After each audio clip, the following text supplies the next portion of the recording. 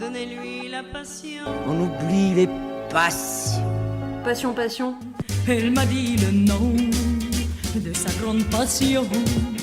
La passion des passions. Notre passion, toujours nous rassemble.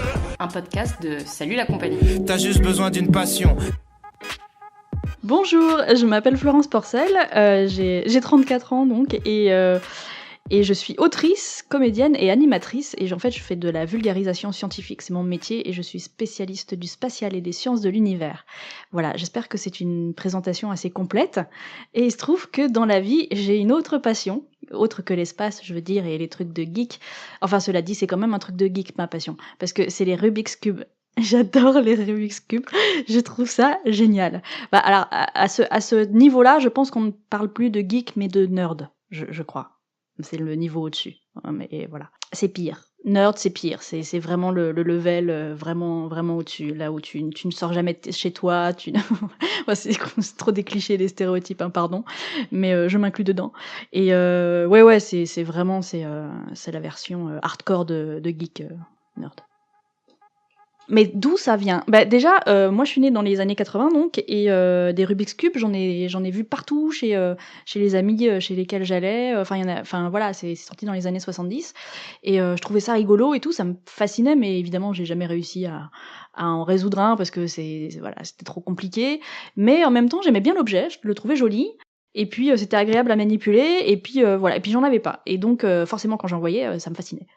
Et puis j'ai oublié ça, et puis un jour, dans le cadre de mon travail, n'est-ce pas, j'ai invité un astronaute à me parler de ses vols spatiaux, et il se trouve que, alors il s'appelle Jean-François Clairvoy, c'est un des 10 astronautes français, et il se trouve qu'il a fait 3 vols dans l'espace, et les 3 fois, il a emmené son Rubik's Cube.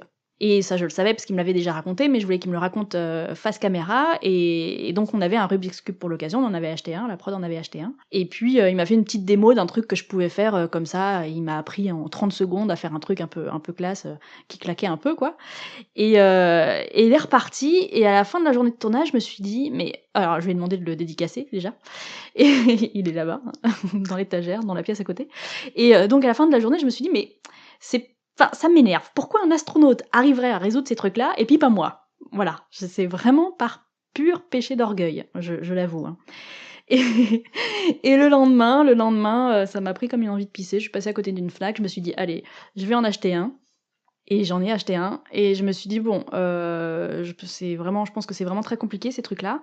Donc je me donne 1 an pour réussir à les résoudre toute seule, sans mode d'emploi, sans rien, vraiment toute seule, juste le cube et moi. Et j'ai mis 48 heures. Voilà. Bon. Et du coup, tu te prends au jeu, quoi, parce que tu t'essayes d'aller de plus en plus vite, et puis après tu te dis, ouais, les 3x3, donc le cube de base, qui a donc 3 côtés sur 3 côtés sur 3 côtés, et voilà, tu t'ennuies au bout d'un moment, parce que t'as compris comment ça marchait, donc tu te dis, bah, je vais passer à la taille au-dessus, en 4x4x4, et puis après ça t'ennuie, alors tu passes au 5x5, et puis ça n'a pas de fin. Enfin si, c'est limité quand même par ton compte en banque, parce que c'est cher, ces cochonneries.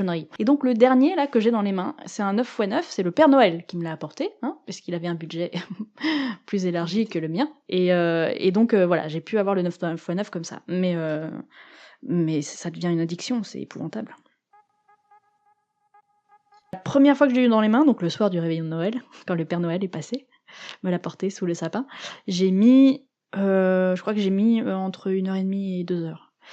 Et en fait, j'ai mis aussi longtemps parce que il est énorme et j'ai des toutes petites mains, j'arrivais pas à le manipuler. Et à la fin, alors on n'a pas de muscles dans les doigts, on a que des tendons, mais à la fin j'avais trop mal. Et j'ai passé mon jour de Noël à ah, j'ai mal aux mains.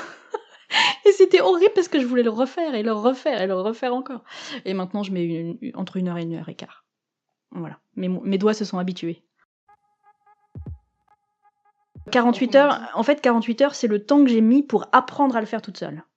Voilà, c'est pas pour le faire, c'est pour apprendre, pour donc connaître comment ça fonctionne, les algorithmes à savoir, enfin voilà, et vraiment le faire toute seule. Et oui, et effectivement, le 3x3, je sais pas, je dois le faire en 1 minute, un truc comme ça, mais c'est pas, enfin, je veux dire, il y a des concours, les gars, ils le font en 5 secondes. Enfin, 1 minute, c'est... et les yeux bandés. Ouais, alors ça, je m'entraîne à faire... Alors maintenant, le 3x3, je m'entraîne à le faire à l'aveugle. Non mais faut apprendre le cube par cœur et avoir le modèle, enfin faut avoir le modèle 3D par cœur, dans sa tête quoi. Avec les couleurs, qui bougent forcément à chaque fois que tu fais un mouvement. Enfin, je sais pas si j'y arriverai un jour, honnêtement, je sais pas. Si j'avais 40 ans devant moi et si j'étais sur une île déserte et que j'avais que ça à foutre, oui, j'y arriverais au bout d'un moment. Mais je ne suis pas sur une île déserte mais j'ai un métier et donc je n'ai pas que ça à foutre. Mais je sais pas si j'y arriverai un jour, mais j'ai très envie de savoir faire la première couronne à l'aveugle. Ouais, c'est pas impossible. J'y arriverai peut-être un jour. Donc un Rubik's Cube de base. Donc il y a 3 couronnes, il y a trois couches en fait. Bon, il y a 6 faces, c'est un cube, c'est normal, tous les cubes, il y a 6 faces. Et donc il y a c'est comme un gâteau avec des couches. T'as une première couche, une deuxième couche, une troisième couche. Voilà. Et en fait, ensuite il y a les coins, il y a les arêtes. Donc c'est ce qui est sur le côté. Le coin, bon, c'est tout ce que c'est que des coins. Et les faces. Et voilà. Et les couronnes, c'est une face de 9 cubes, tout simplement. Donc on a 9 cubes, une couche de 9 cubes, oui, c'est ça. Ça fait une couronne. Sur une autre couche de 9 cubes, ça fait une deuxième couronne. Et une troisième couche de 9 cubes, ça fait une troisième couronne. Et donc on peut les tourner comme ça sur elles-mêmes, les couronnes. Et donc pour faire en fait on peut dire aussi que c'est une face si on veut. Donc quand je dis que j'aimerais faire la première couronne à l'aveugle, c'est en gros j'aimerais que faire toute la face blanche à l'aveugle correctement. Ce qui n'est pas simple hein, quand on voit pas. Voilà. C'est pas simple, mais j'y arriverai sans doute. J'ai absolument aucun mérite et je pense que tout le monde peut le faire. C'est-à-dire que quand j'ai acheté le cube, il était dans un emballage et comme à chaque fois qu'on achète un jeu ou un jouet, il y a un mode d'emploi ou les règles du jeu. Bon, et ben là en l'occurrence, je pense qu'on parle plus de mode d'emploi, mais donc voilà, j'ai suivi le livret, j'ai ouvert le livret qui m'indiquait comment le résoudre, tout simplement. Donc je l'ai mélangé et ensuite j'ai suivi pas à pas la méthode pour le résoudre. Alors ça ressemble à quoi ? En fait c'est une série d'algorithmes. Un algorithme, c'est juste une série de manipulations à faire dans un ordre précis. Une recette, c'est un algorithme. Voilà, c'est pas plus compliqué que ça. Et donc, en fait, il y a les faces, les différents éléments du cube ont des noms. Par exemple, la face avant, elle s'appelle A. La face de gauche, elle s'appelle G. La face de droite, elle s'appelle D. Enfin, je veux dire, tout ça est logique. Et quand on tourne dans le sens des aiguilles d'une montre. Je crois que c'est plus, quand on se tourne dans le sens inverse des aiguilles d'une montre, c'est moins. Bon bref, voilà, des trucs très très basiques, très logiques, très simples à comprendre, sauf que quand on veut faire une manipulation, donc un algorithme, forcément ça donne des trucs comme G+, D-, DD+, GA-, bon, bref, des trucs parfois plus ou moins à rallonge, et ça peut faire très peur. En fait, quand on les suit petit à petit, voilà, quand on les prend un par un et qu'on fait la manip, alors D, ok, D, G+, ok, G+, on fait P-, ok, P-. Et ensuite, voilà, on comprend pas trop ce qu'on fait, mais on sait qu'on y arrive. Et puis ensuite, j'ai compris comment ça fonctionnait. Et puis en plus, j'ai une très bonne mémoire. Et donc, moi, il me suffit de voir une série d'algorithmes pour que je l'ai en mémoire. Et j'ai plus besoin de regarder le papier, je la connais par cœur. Et donc, du coup, voilà, toutes ces suites d'algorithmes complètement imbitables, voilà, il me suffit que je regarde le papier une fois et je les ai. Donc, du coup, je les ai mémorisés comme ça en une fraction de seconde. Et ensuite, je les refaisais. Je les avais dans ma tête et donc je pouvais me concentrer sur le cube. Voilà. Comment j'ai appris. Mais j'ai appris, c'est juste une question de mémoire en fait. J'ai appris les algorithmes par cœur. Et ensuite, j'ai refait le cube selon le mode d'emploi. J'ai suivi le mode d'emploi. Sauf qu'il n'était pas écrit, il était dans la tête, mais j'ai suivi le mode d'emploi. Donc c'est pas très compliqué. J'en faisais avant les casse-têtes qu'on trouve dans les magasins comme Naturo Découverte, enfin je sais pas si j'ai le droit de donner des noms de trucs. Mais ouais, j'adore ça. Mais moi j'aime il me faut des défis intellectuels, sinon je m'ennuie. Et donc du coup, j'ai besoin de me casser la tête quoi. Et en plus je suis têtue, donc tant que j'y arrive pas, je veux piger comment ça fonctionne, ces saloperies de machin qui me résistent. On ne me résiste pas à moi, ça c'est mort, on ne me résiste pas à moi. Donc je finis toujours par trouver une solution. Donc ouais, j'adore les casse-têtes, mais j'évite d'en avoir trop chez moi parce que sinon je passerais ma vie dessus quoi. Donc j'en ai quelques-uns, ils sont dans une boîte là juste derrière moi, mais ils sont dans une boîte. C'est parce que si je les vois, je vais forcément vouloir les faire. Donc je les enferme et j'évite d'en acheter trop. Mais ouais, et les cubes, bah voilà, une fois qu'on arrive à des cubes de plus en plus gros, maintenant je voudrais passer aux cubes qui sont plus des cubes, qui sont des triangles. Enfin, je sais pas comment on appelle ça. J'en ai eu un dans les mains un jour et ouais, c'est très très bizarre. Je pense que bientôt je vais aller m'en acheter un.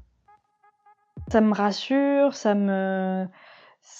un peu, je sais pas, c'est comme des fois quand on est un peu nerveux ou des choses comme ça, il y a des gens qui aiment bien, je sais pas moi, bricoler un stylo ou avoir quelque chose dans les mains ou son téléphone. Moi c'est vrai que j'aime bien avoir un Rubik's Cube, voilà, c'est une sorte de doudou, c'est ça. J'en emmène partout et quand je suis un peu nerveuse et tout, je l'ai toujours à la main. Et ensuite quand ça va un peu mieux et que je me détends, voilà, je peux le ranger et vivre sans.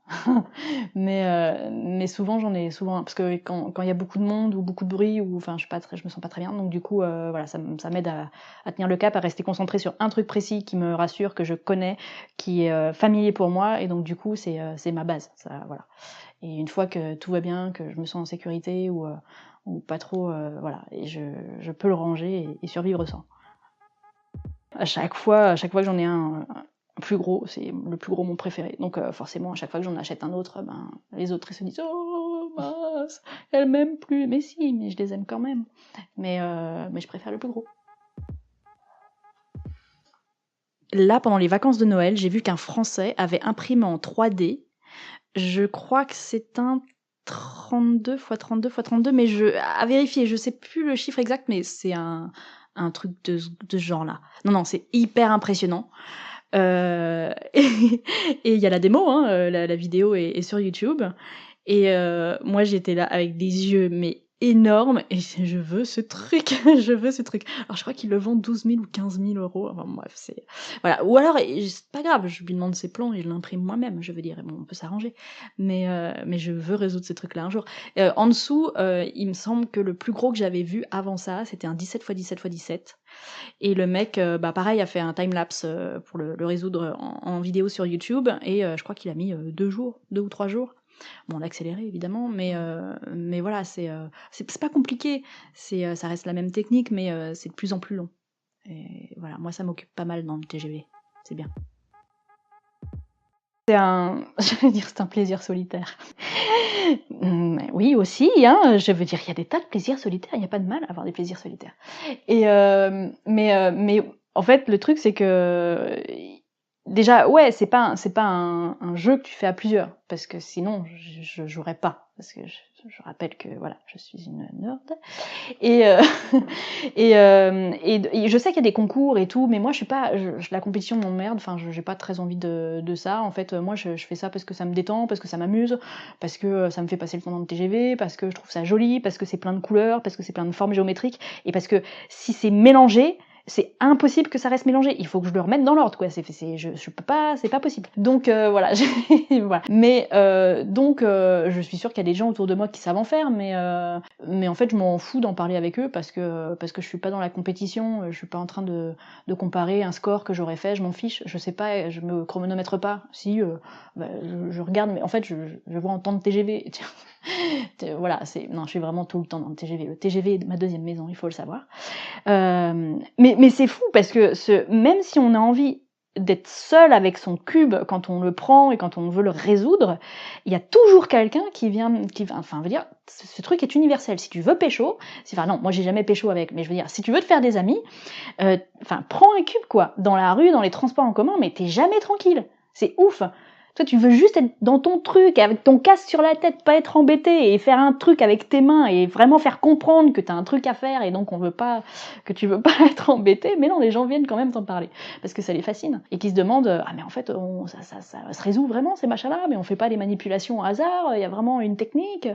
Oui, et donc, voilà, tu commences à discuter avec des gens, et des trucs complètement improbables, et mais dans le métro, mais n'importe où, quoi, à Paris, à Lyon, c'est fou, dans la rue, dans les aéroports, dans les gares, partout. C'est fou. Et j'imagine à l'étranger aussi, je pense que c'est universel.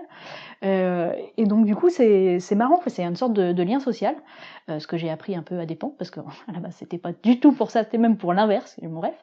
Et donc c'est marrant, c'est assez incroyable parce que tous les gens en ont déjà vu, savent ce que c'est, et sont fascinés quand ils savent pas les résoudre, et donc ça apporte forcément plein de questions et des rencontres et des échanges avec des inconnus.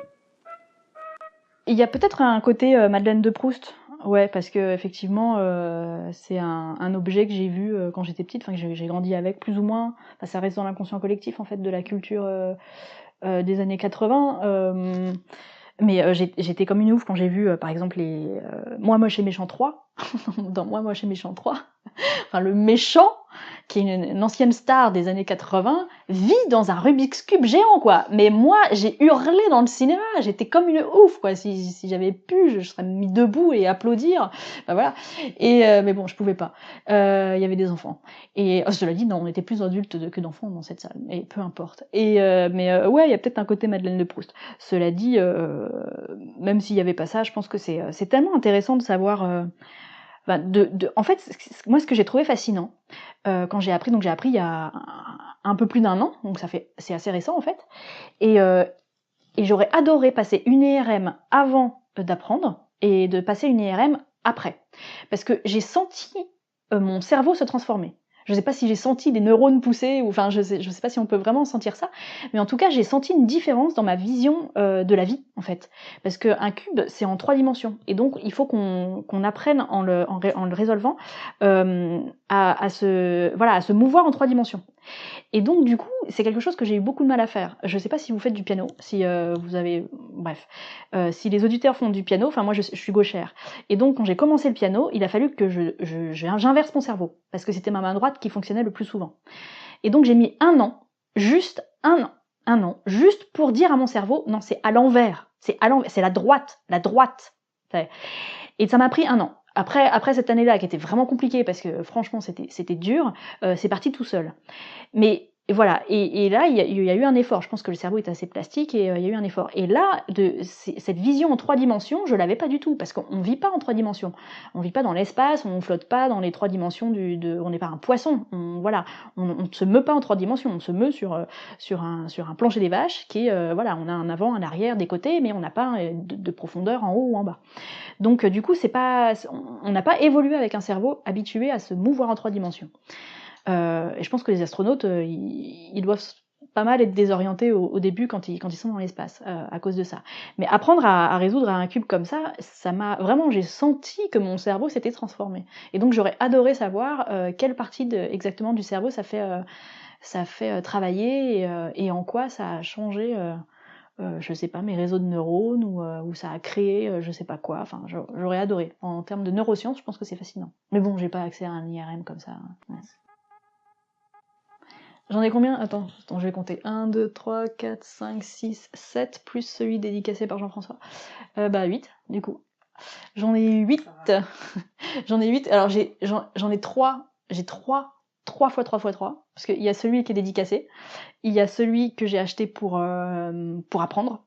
Et il y en a un 3e que j'ai acheté parce qu'il est beaucoup plus facilement manipulable. Donc, je peux aller beaucoup plus vite avec. Voilà. Et ensuite, j'ai le 4x4, 5x5, 6x6, 7x7 et 9x9. Il me manque le 8x8. Mais j'ai pas le budget. Et le Père Noël, il a sauté une étape. Non, mais j'en veux même un 100x100x100. Je veux dire, le plus gros possible. Enfin, moi, il me faut ça. Ouais, il est à peu près comme ça. Et c'est pas si gros. Donc là, ça fait quoi ? Ça fait une 30aine de centimètres, je pense. Et en fait, c'est des tout petits rayés. Bah ouais, parce que plus tu as un cube qui est gros, plus tes couronnes, elles sont fines en fait. Et donc du coup, ouais, c'est d'autant plus difficile à manipuler. Donc là, je sais plus comment il a fait, mais le mec, je crois qu'il a fallu qu'il y aille avec une pince à épiler, quoi. Mais ouais, c'est très impressionnant. Mais la vidéo est en ligne, hein, on peut la trouver. Hein. C'est très impressionnant. Et il fonctionne très bien, quoi. Toutes les couronnes tournent dans toutes les dimensions, enfin dans tous les sens, toutes les directions. C'est fou ce qu'il a fait en 3D. J'hallucine. Oh, je pense que tu mets une semaine là, je pense. C'est long en fait. C'est pas compliqué parce que c'est toujours la même chose, mais enfin si, il y a une étape quand même qui est hyper velue. Donc là, je pense que tu peux rester bien 2 jours bloqué dessus. Mais ouais, je pense que tu mets plusieurs jours là. Si tu veux dormir et manger. Et voilà. Oui, je sais. Mais j'ai des considérations bassement terrestres, j'avoue. Et d'ailleurs, la première fois que j'ai revu Jean-François Clairvoy, donc après l'avoir vu pour cette vidéo, je suis arrivée avec mon 5x5, c'était au Salon du Bourget, et je regarde Jean-François, regarde. Et puis il me regarde avec des yeux ronds comme ça, il me dit mais t'arrives à faire ça? Et bah ouais, pas toi?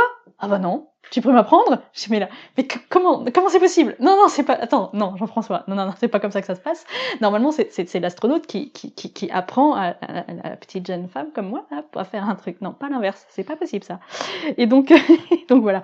Et puis lui, il est ingénieur à la base, et donc au bout d'un moment, je lui ai montré 2-3 bricoles, et il me dit, mais quand même, à l'intérieur, ça se passe comment? Et donc il essaie de démonter le truc. Ah, attends, j'en ai qu'un, on me le démonte pas, en plus, il est fragile. Ah, ce qu'on s'éclate avec les astronautes, c'est rigolo. Oui, je peux dire ça. Alors j'en profite, je fais ma crâneuse. Si on peut pas crâner avec ce genre de truc, on le fait pas. Alors voilà. Ouais, il a halluciné quoi. Et c'était marrant. Et j'ai vu que Thomas Pesquet en avait emmené un aussi. Il me semble avoir vu dans une photo. Voilà.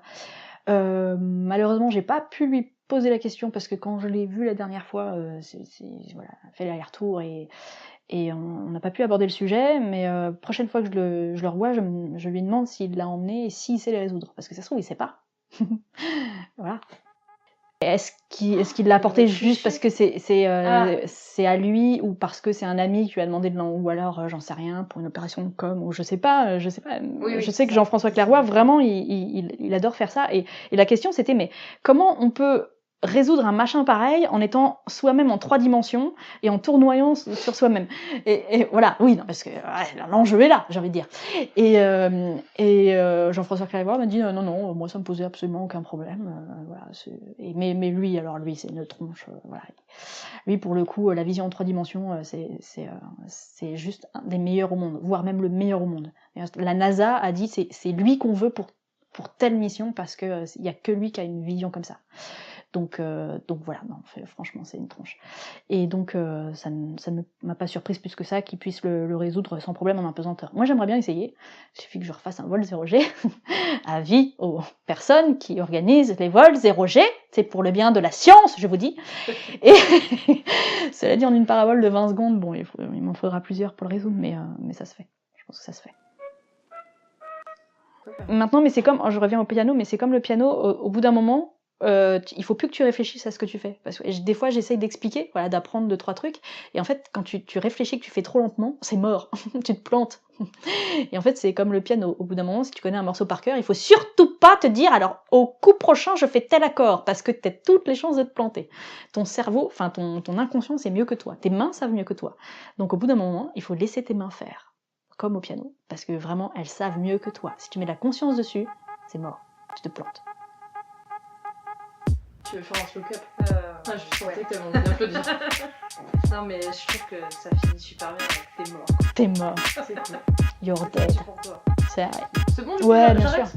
Et ben, moi j'ai trouvé ça super. Et ben, moi aussi. Et ben, cool. J'espère que t'as dit tout ce que tu voulais. Moi, je veux que... Si vous êtes encore là, c'est sûrement que ça vous a plu. Alors n'hésitez pas à mettre un cœur, des étoiles, un pouce en l'air selon la plateforme sur laquelle vous êtes et à le partager. Ça nous aidera à nous faire connaître et ça c'est plutôt chouette. À bientôt.